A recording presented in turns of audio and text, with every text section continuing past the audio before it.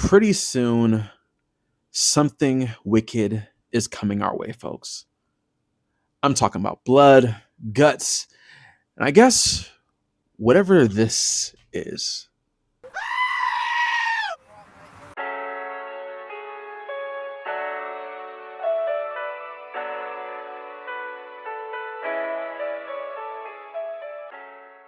Yo, Havoc Nation has arrived.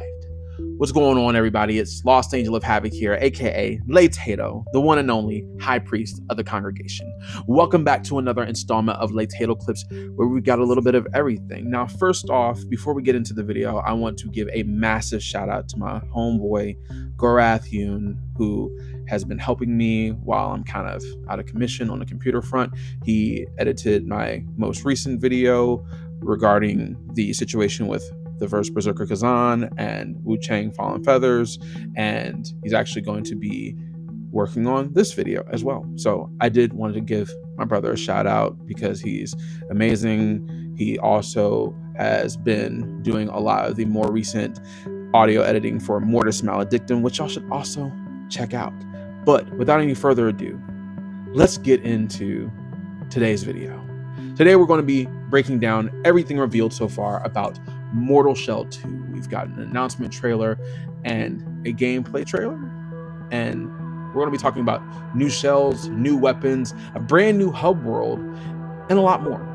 For the purposes of today's video, we'll be discussing content seen in both trailers, so let's go ahead and get into it. Let's start with the big picture. Mortal Shell 2 is described as a dark power fantasy that's been in development for 3 years.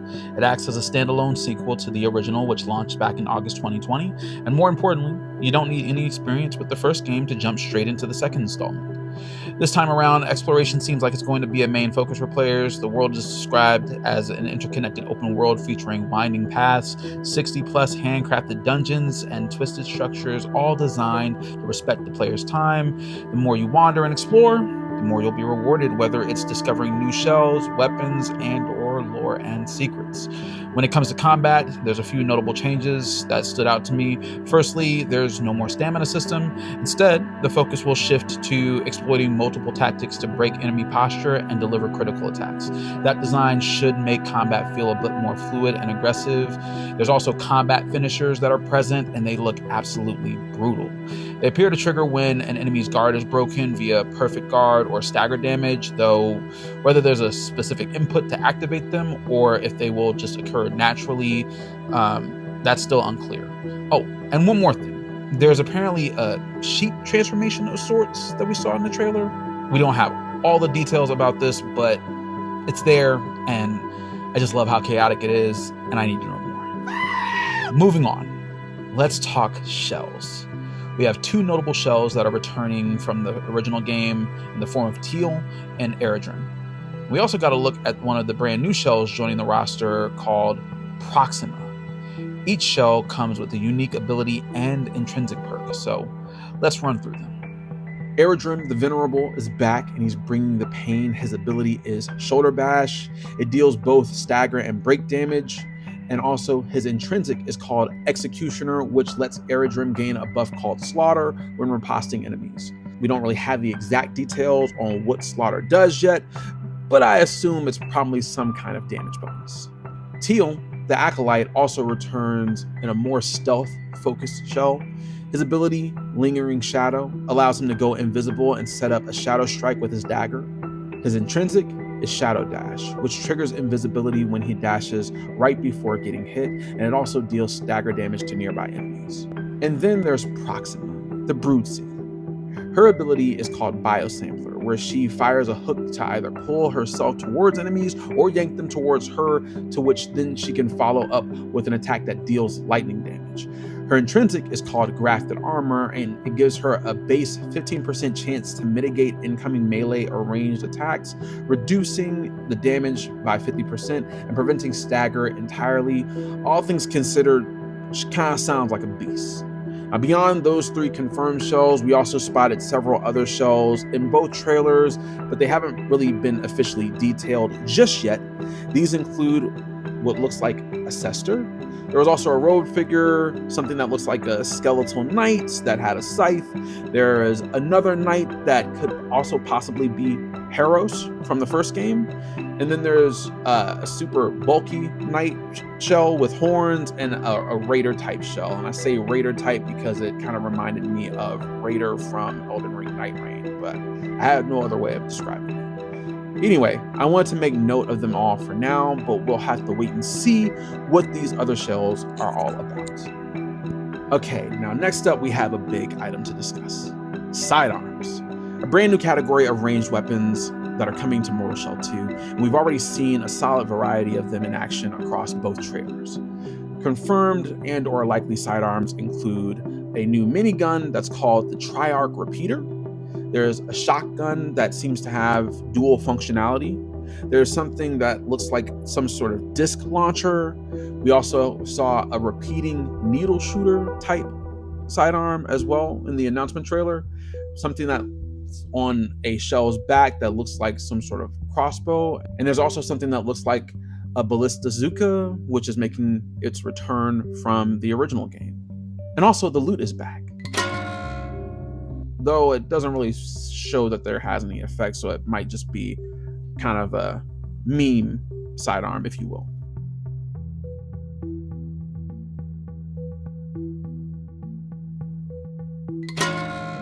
There's also another item that looks to be a sidearm. It's this sort of cage with skulls. Not sure if it's a sidearm or something else. Could be something entirely different. Not totally sure yet. We'll have to see. Now, as for ammunition will be tied to the resolve meter. Using sidearms burns resolve, but you restore it and your ammunition by dealing damage and landing perfect guards. So it's rewarding to be aggressive and play with some skill. Now, in addition to sidearms, it seems like we're going to have way more variety when it comes to melee weapons this time around. So far, we saw the Iconoclast two-handed sword. There's an axe and chisel dual weapon. We see a scythe. We've also seen a long pole mace of sorts. There's also a long axe, something that looks like dual curved swords. There's a spear and another type of long sword. It also seemed in one of the trailers that there could potentially be some form of bare-handed combat potentially, but that's more speculation based off of what I saw more than anything else. Either way, it's a massive step up in variety and should make builds feel a lot more distinct. One can only hope there will be a way to save and swap loadouts when the time comes. Next, we've got to discuss seals, which is another system that will be worth paying attention to this time around. Multiple seals are going to be available, each of them offering different gameplay benefits. In the gameplay reveal trailer, we saw the Untarnished seal, which lets you block incoming attacks with your weapon, and a well-timed block will trigger a perfect guard and deal break damage. Then we also saw the Slayer seal, which lets your sidearms deal break damage, and riposting enemies in a glorious manner restores some health and resolve. Different seals will clearly support different playstyles, so this system will add another layer to buildcraft as well. Now, when it comes to the world, there seems to be a brand new central hub called the Marrow Keep. From here, you can level up and swap out your current equipment, shells, weapons, sidearms, seals, the whole nine. There's also a new world map and fast travel system via beacons, and from what I could see, it looks like players can warp to any activated beacon directly from the Marrow Keep. There's a shell revival system that's also returning as it pertains to death in combat, though it looks a little bit different this time around. The details are still a little bit unclear. I remember in the original game, if you died, you got kicked out of your shell and you had to make your way back to it to resume combat and be safe, as it were. Didn't really see that this time around, but we'll know more, of course, as we get more information and when the game comes out. Finally, for the collectors out there, they have announced that there will be a Revered edition, which will include the game in a collector's box, as well as a steel book, 3 fine art prints, an art book, 2 pre-order bonus Harbinger skins, the Obsidian and Skeletal Harbinger. Now, at this time, the game can only be wishlisted. There's no pre-order or release date information available as of yet. But that's everything that we know about Mortal Shell 2 so far. It's been in development again for 3 years, has a massive open world with way more build variety, and it's shaping up to be an amazing evolution from the first game. I have to ask, are you as excited as I am? Let me know in the comments below. I would love to hear from you. Now, if you enjoyed this video or found it helpful in any way, please do me a solid and give it a thumbs up. It's a little bit, but it does go a long way in terms of helping the channel grow, and I really appreciate it. And if you want to see more content like this, you like what I do here on the channel, do be sure to hit that subscribe button and turn on notifications so you don't miss the next video. Once again, my friends, my name is Lost Angel of Havoc. Thank you for watching Lay Tato Clips. We will see you next time.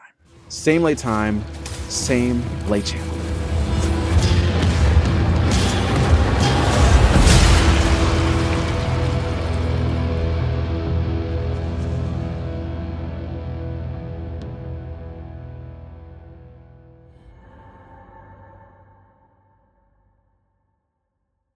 PlayStation